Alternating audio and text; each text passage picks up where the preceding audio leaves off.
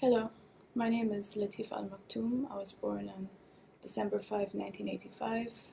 Um, my mom is Huriya Ahmed Lamara. She's from Algeria. My father is the Prime Minister of UAE and the ruler of Dubai, محمد bin Rashid Saeed Al Maktoum. He has three daughters called Latifa. I'm the middle one. There's one older than me and one younger than me.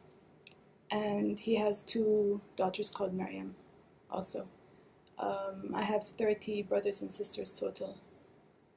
I had to say that in case this video is discredited in any way that, no, there is a Latifa there and a Latifa there. Yeah, there's three Latifas. I'm one of them. I'm the middle Latifa. My full sisters are Metha and Shamsa. They're both older than me, and Majid, he's younger than me. And I'm making this video because it could be the last video I make.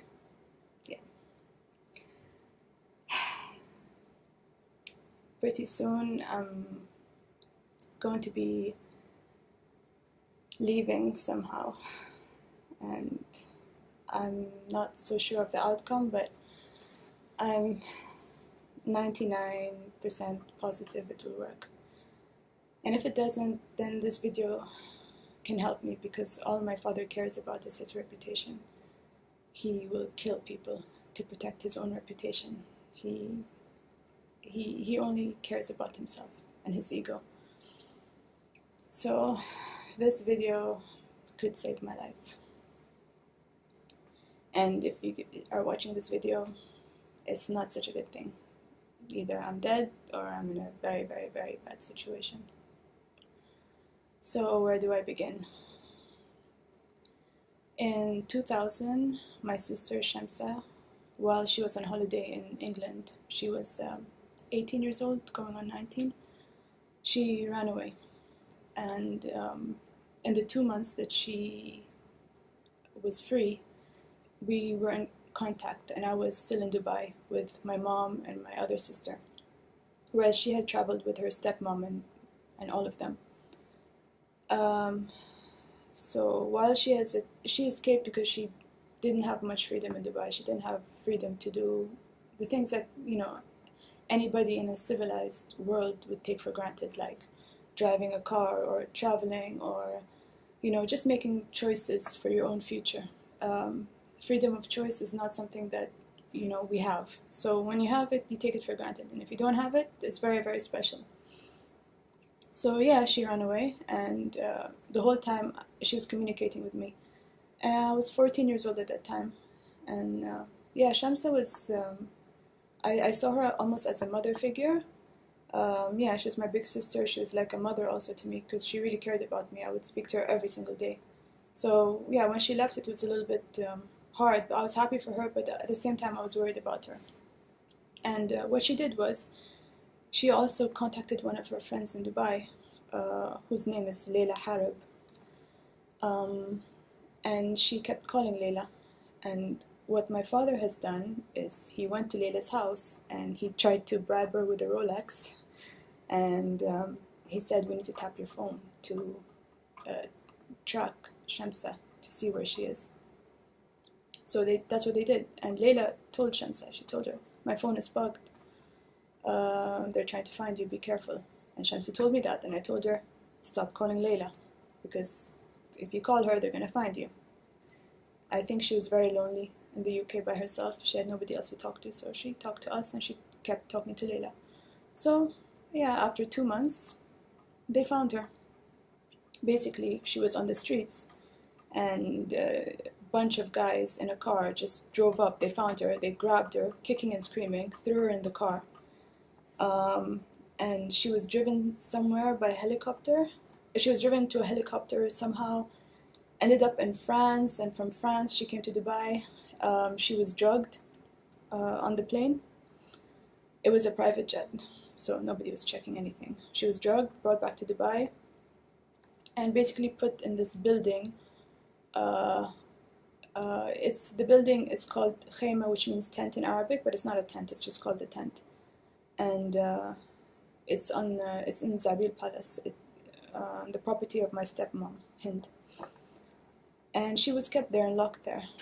And during that time, we could send her some things, like clothes or whatever. So we snuck in a telephone for her. We, meaning me and my adopted sister Muna Lamara. We were in contact with her, and we snuck in a telephone so we could talk to her. So while she was inside, she contacted some journalists in the UK, and they released the story to The Guardian. I think it was around May 2001 when the story came out. I'm not really sure. The story is, Google Shams al-Maktoum and it's the first things that come up. Her escape and all of that. So when the story came out, I think they realized that somehow she was in a communication or somebody was helping her, whatever. So the police went and they took Muna from her university and they questioned and tortured her. And my sister Metha came to my room in the evening the same day and she said Muna was taken by the police and they're questioning her and beating her up basically. What do you know about Shamsa? And Metha was kind of acting like the interrogator, you know, like I'm going to interrogate you to get information from you. I said, I don't know anything. And anyway, I went and I told my other adopted sister, Fatma Lamara, who by the way was kept in a cabin in our house. She was kept, it's another story. She's kept in a cabin on our property, but locked up, separated from the rest of the family because she's naughty. Her naughty behavior. She's rebellious. So she's basically kept in a cage in our house. And anyway, I wrote a note for her, and I told our housemaid to give it to her, to slide it under her door. And she did, and I told her, you know, Muna's been taken and she's been questioned by the police and everything. And then Fatma just went crazy. She just like broke down the window. She and the door. She threw the metal thing outside the window. She broke it. She got out. She took a knife. She was threatening Ali, who is he's a chef, but he's also like the brother-in-law of my father's right-hand man. So he's kind of like in charge of the staff or whatever. So she took a knife and she was threatening him like, I want to see Muna, I want to see Muna. So they took Fatma, they put her in prison and they tortured her also. And then they realized that she knew nothing. We didn't tell her because we couldn't tell her that we were in contact with Shamsa. Anyway, what happened after that? Yeah, so that day I kind of lost everyone.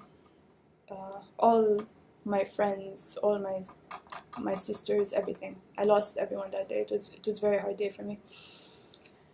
And of course, I lost my communication with Shamsa. So, approximately a year later, as a 16-year-old, I decided that I'm going to escape. Back then, I didn't have the internet. It was 2002.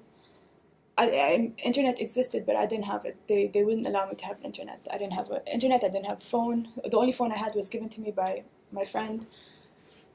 So it wasn't approved by my family or anything. So I decided I'm gonna escape. I'm gonna leave UAE. I'm gonna find a lawyer in another country.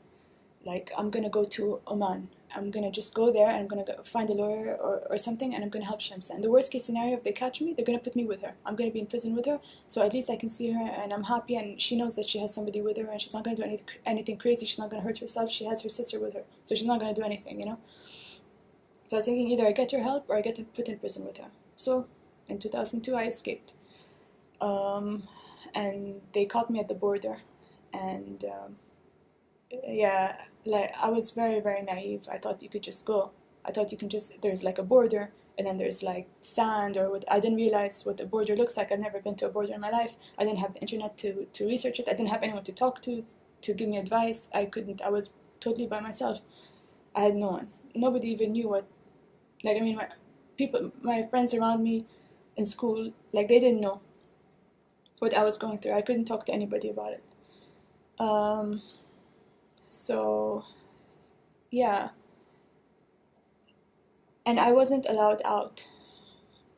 I wasn't allowed to go outside. Like, I was going to school. I would sometimes go to the family stables to horse ride. And apart from that, I didn't do anything else. and then I went home. So I didn't have, I didn't know anything. So yeah, they caught me at the border basically, and then they found out who I was. They brought me back to Dubai, and my father's right-hand man put me in prison under my father's orders, and then his all his CID guys, they they put me in prison and they tortured me. Um, Basically, one guy was holding me while the other guy was beating me, and they did that repeatedly. I think the first time they tortured me, I didn't feel any pain because I was in so much shock. I didn't. It was like somebody was hitting me through a pillow or something. I could see what they were doing, but I was like, are they just destroying my body? What's going on? I didn't even. The pain didn't register because I think I was in so much shock, and it was a long day with little sleep, and I just the pain didn't. I didn't feel the pain, and it was like a half-hour torture session. And then the next times I was tortured, it was for 5 hours. And yeah, I was just pulled from the bed, driven to another location, in the palace, in the same building, the khema, the tent, which is not a tent. And yeah, they tortured me. I knew how long it was because I had a watch. And they told me that your father told us to beat you until we kill you. That's his orders, your father's orders. Your father, the ruler of Dubai, that's what he said. So all of this public image that he's trying to portray, human rights, is bullshit. He's the most evil person I've ever met in my life. He's pure evil. There's nothing good in him. He's responsible for so many people's deaths and ruining so many people's lives.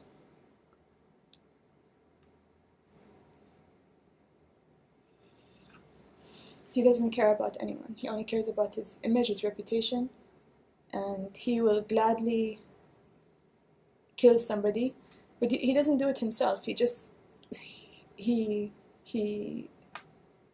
do the dirty work himself. He'll just get other people to do it. He doesn't care. After my uncle died, he killed one of his wives. He killed her. Everyone knows about it. The Moroccan one, because she was too. Her behavior was too outrageous. She was too. I think she just talked too much, and he felt threatened by her, so he just killed her. Of course, he couldn't do that when my uncle was alive, but he could do that after my uncle died. Everybody knows what kind of person he is. So in total, I was in prison for 3 years and 4 months. I went in June 2002, and I came out October 2005. I don't know, I'll do the math. But in 2003, for a week, I came out of prison. They put me back home. Home. It's not home. It's my house. My mom's house. They put me back there for a week. And it was surreal. When I went home to see my mom, I expected some sympathy, maybe, since prison was not a normal prison experience. It was constant torture. Even when they weren't physically beating me up, they would torture me. They would switch off all the lights. I was in solitary confinement by myself, totally. And there's no windows, there's no lights. So when they switched off the light, it was pitch black. They could switch it off for days. So I didn't know when one day ended and the next began. And then they would make sounds to harass me, and then they would come in the middle of the night, pull me out of bed to beat me, and it wasn't a normal prison experience by any means. It was just torture, and they didn't give me anything. I didn't have a change of clothes, so I wore the same clothes, and I would try to stay as clean as possible, but after the torture sessions, I couldn't even walk, so I would crawl to the bathroom to get water, to open a tap to get some water. I would just crawl on my hands and knees. There was no medical help at all. They didn't care. They wanted me dead anyway. And Yeah, so I didn't have anything. I had a thin mattress that had holes in it and had stains of blood and shit, and it was disgusting. It smelled so bad. I had a thin blanket, also, it was so disgusting. And I had the clothes I was wearing, and then I think in the last few months they gave me a toothbrush, just one toothbrush, you know? So I didn't, I didn't, it was so hard to stay clean. And towards the end, they gave me some clothes wash, like Tide, you know, the clothes washing powder. So I would use that clothes washing powder on my skin to try to stay clean, you know? It was really disgusting. So yeah, so after that experience, I went to the house for 1 week, and it was from that to a house with soap and clothes and this and that. It was like a shock to me. So I would shower like 5 times a day because I could. There was warm water, there was soap, there was a towel, there was clothes. I couldn't believe it. There was toothbrush, there was food, like proper food, not food in like little container, meat and rice, meat and rice. It wasn't like these little container boxes, you know. It was food. Like I can eat fresh food. Um, I was very, very anemic when I came out. I had lost so much weight. All of my clothes were hanging off me, and I couldn't. I needed to get new clothes. Um, and everything was just a shock to me. So I remember it's very weird, but I remember when I came out of prison for the first time, even in the car. I remember the car felt like it was going so fast because I had not moved for 1 year and 1 month. So the car felt like I was in a roller coaster. I was like, wow, this is just going so fast. And when I went home, having all these people talking normally to me, like normal after what I've been through, I don't know what normal is anymore, you know, like nothing is normal. Every time, I mean, even now, if I hear a noise, I just wake up. And I remember for a few years after I came out of prison, whenever I could hear a noise outside the door, I would just jump up out of bed, you know, I would just jump. I wouldn't, and I would stand on my feet because I'm ready, you know, I'm ready for anything. Yeah. So, yeah, that wasn't a good time. So, after a week of being at the house back with my mom, my sister, and she didn't show me compassion at all. Actually, what she said to me was, "You think your prison experience was bad? There's others that's so much more worse than that." And when that happened, I felt really, really disappointed and sad. I really expected some compassion from her, like any kind of mother, but there was no compassion. I also didn't get any compassion from my sister, Metha. She didn't. But it's okay, you know. They could have helped me if they wanted to, but they didn't. But at the same time, they didn't put me inside. But they could have helped me. They could have visited me if they wanted to. They could have fought for me a little bit more. They could have had some compassion, but they kind of looked at me like, oh, you did this to yourself. No, I didn't. I didn't tell Shamsa to run away from England. I didn't tell her to keep calling Layla. I didn't tell her to get caught. I didn't do this to myself. My only thing was I was trying to defend my sister and trying to help her, and that's what happened to me. So, back to me being in the house. So, I only stayed in the house for 1 week because after 1 week, I had somewhat of a breakdown. I don't remember how exactly the fight started, but I just kept screaming that I wanted to go see Shamsa, and I couldn't stop screaming. It was like, I can't explain it. I literally just kept screaming and screaming that I want to see Shamsa, I want to see Shamsa, I want to see Shamsa. And I ended up, like, I was physically trying to fight people, so they were holding me. And I don't remember who they called. They called the police, but at some point there was some men holding me again. And then there was a doctor. I saw a doctor, and she injected me. And then they took me either in a car or in an ambulance. I don't remember. I think it was a car, because I was just screaming. I couldn't remember. They tried to tranquilize me. It didn't work the first time. They put me in the hospital. I remember them sticking things on me, tranquilizing me again. And then I just remember flashes of like being in the hospital bed and waking up and seeing people trying to feed me, and then like waking up in the bathroom, and then waking up, like I lost some time. Then I lost a few days.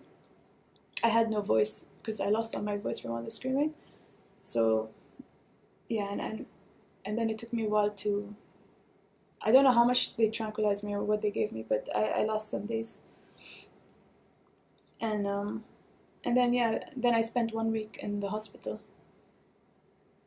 and with no voice, and the nurses there were very, very, very good, and they were trying to make it as normal as possible for me, like not to treat me like a mental patient, you know, because I'm not a mental patient. I told them what I went through, you know, with my very weak whisper.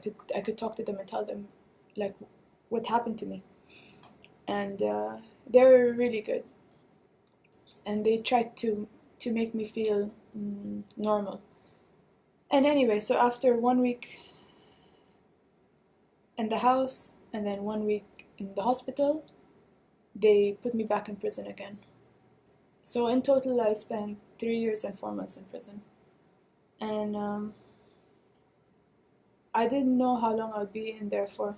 They just told me, you know, your father said we'll beat you until we kill you, and that's it. And yeah, they didn't manage to kill me. They wanted to, but they didn't manage to. So when I got out, the second time when I got out of prison, I of course I just I hated everyone. I didn't trust any people at all. Like for me, all people were bad. All people were not to be trusted. All people, they were just against you, you know? Like that's how I felt. So I spent a lot of time with animals.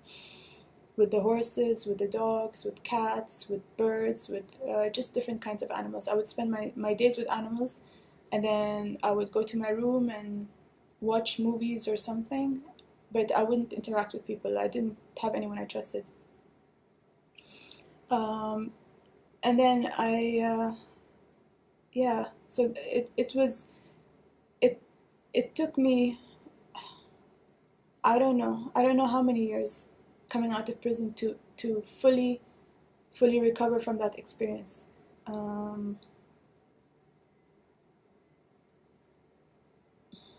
don't know when I started to be more normal. I don't know if I'm normal now. I mean, it's something that really changes you, you know, makes you lose trust in people. The summer of 2017 is when a lot of things changed that kind of pushed me to go. Like, I can't wait any longer for Shamsa to get better so I can take her with me. I realized, you know, this took me almost 10 years to realize that me being here is not helping her at all. I can't help her here. I need to leave.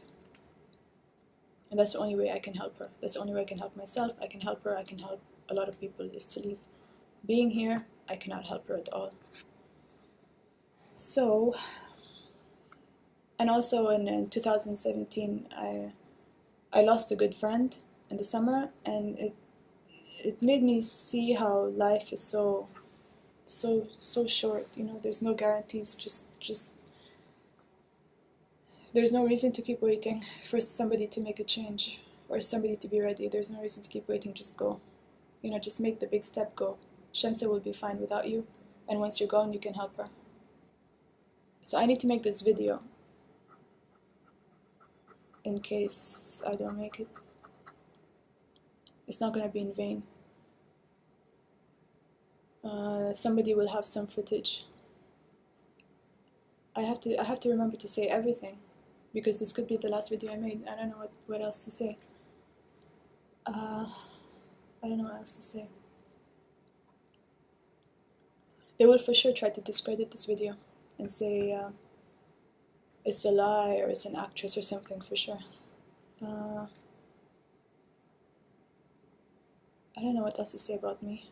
I'll just say more information about me. I went to Dubai English speaking school when I was a kid, and then I went to International School of Shurafat, and then for 1 year I went to the Latifa school for girls.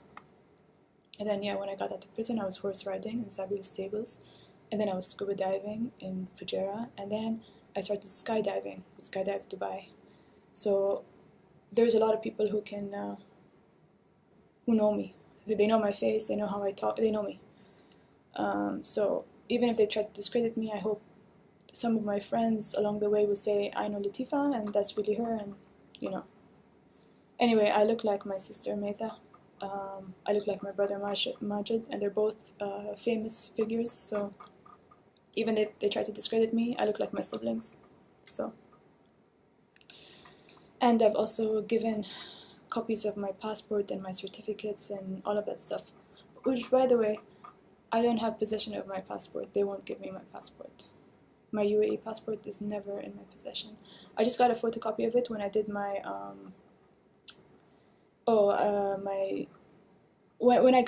when I did my GCSE exams. After I left prison, I did some exams and they required a passport copy, so I took a picture of my passport then. And also when I did my tandem rating for skydiving, the FAI, I don't know what it's called, they require some medical clearance, and which requires a copy of your passport, so I managed to copy the copy of my passport. They wouldn't even give me my passport, but they gave me a copy of my passport. So I'm not allowed to drive, I'm not allowed to travel or leave Dubai at all. I can't. I haven't left the country since 2000. I've been asking a lot just to go traveling, to study, to do anything normal. They don't let me. I have a curfew when I go out and I come back home. I have to be back at a certain time. My mom, she always, she needs to know exactly where I am. The drivers report back to my father's office where I go, etc., etc. We have assigned drivers. We're not allowed to get into anyone's car. I have to go with the driver. The driver has to know exactly where I am. Yeah, so that's my life basically. It's very restricted. I can't even go to another emirate without permission. I can't, so I have to be in Dubai. Yeah, so yeah, even if they try to discredit me, I have a lot of data that they can't discredit me. Well, they will try, and then they will be discredited. So yeah, this could be my last video. I hope it isn't. I hope I never use this video. I hope this video just gets deleted and we're all okay. But this video needed to be made. I don't know what else I need to say.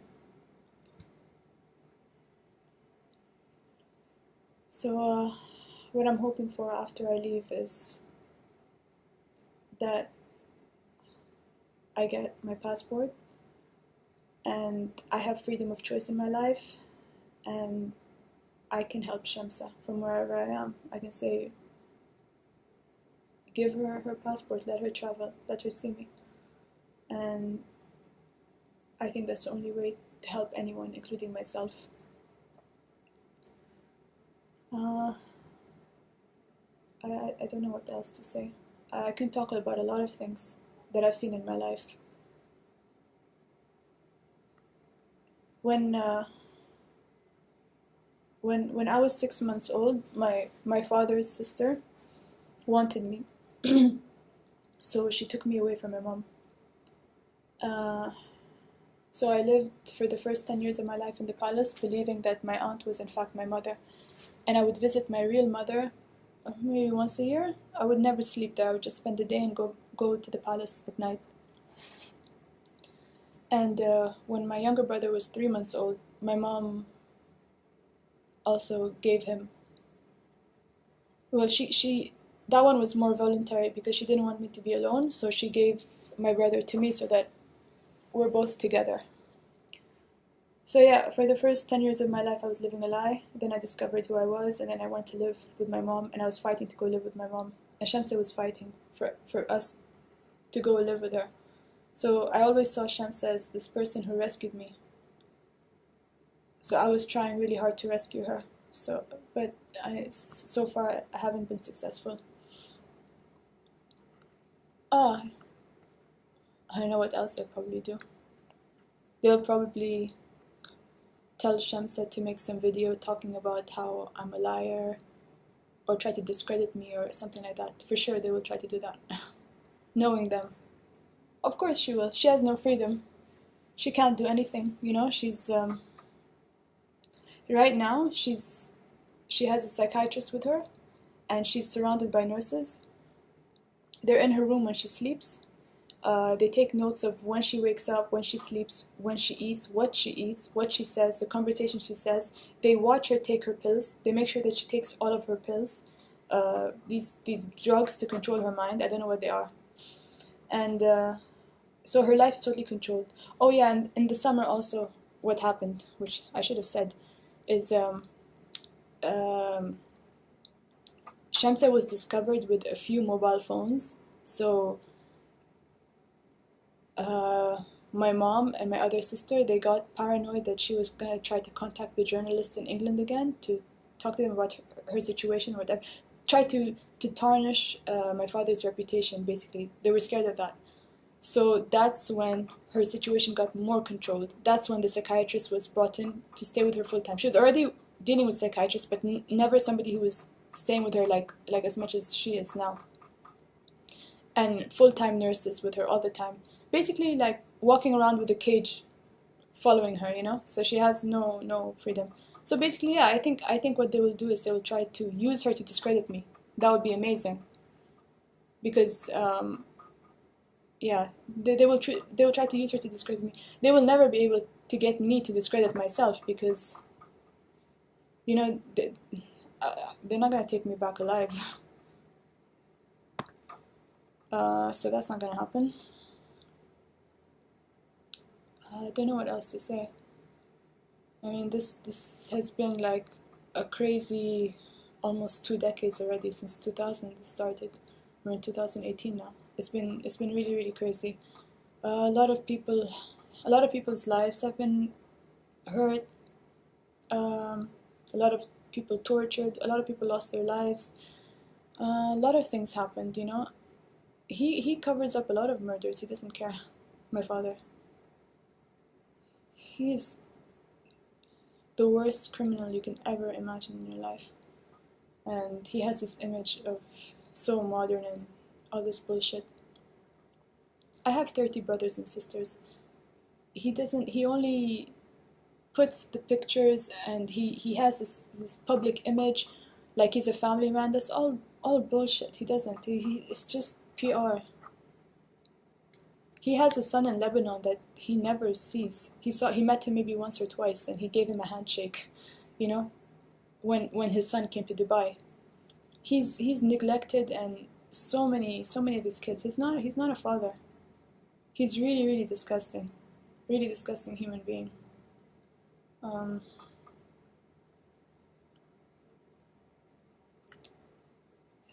Yeah. The way he lives his life and the way he treats other people is not what's being portrayed by the media, his media. Remember, Dubai, the media is controlled, as is much of the Middle East. I don't know what else to say. I feel like if this thing kills me, or if I don't make it out alive, at least there's a video. It's sad that it's come to this point that I have to make a video, but I have to. I don't know what else to say. I'm trying to think of anything, everything. What else can I say about my life? I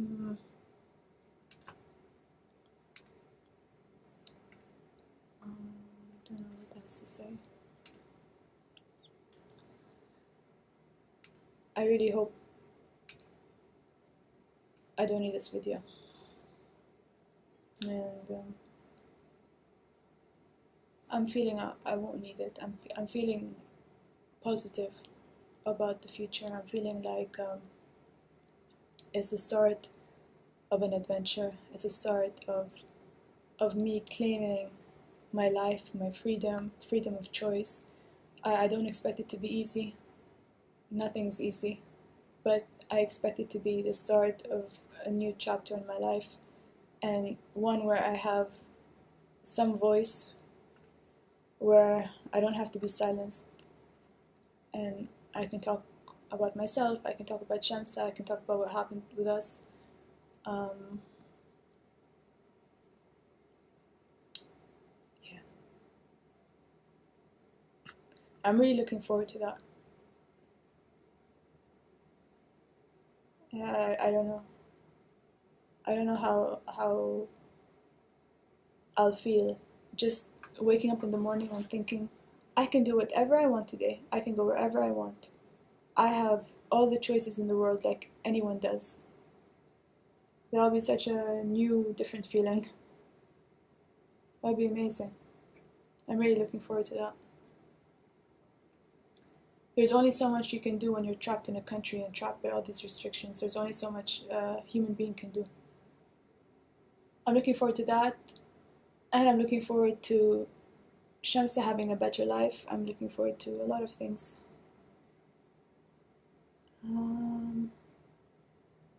Yeah, I really feel like this is a start of just a new chapter in my life.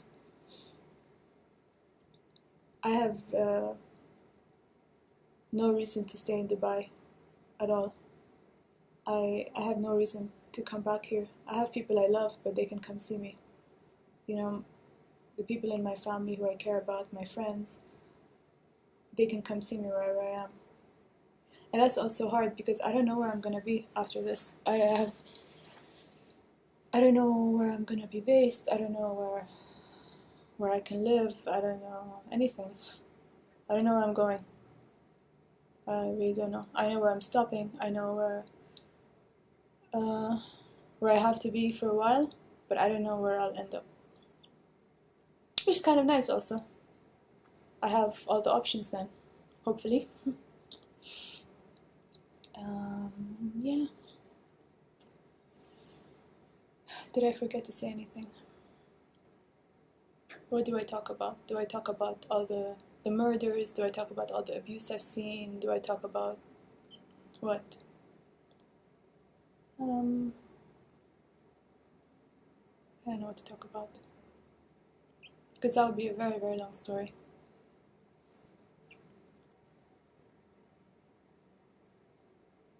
I don't know. I shouldn't I?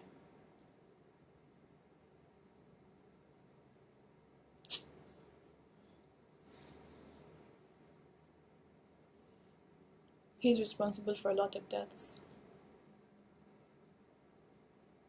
He is a major, major criminal. Major criminal. There is no justice here. They don't care.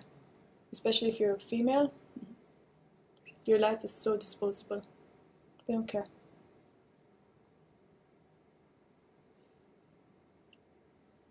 He's even burned down houses to hide the evidence. He's burned down houses. He's crazy. I think it's time that he faces the consequences of all the things that he's done in his life. He will. He will definitely face the consequences, no matter what he does to me. All the torture, everything, I'm not scared of him. He doesn't scare me. He's pathetic. Pathetic human being. And he's going to face the consequences of everything he's done, not just to me, but to everyone else. He will face the consequences. Yeah. Okay. I think there's nothing more in me to say now. Hopefully I don't need this video. Any final words? Any final words?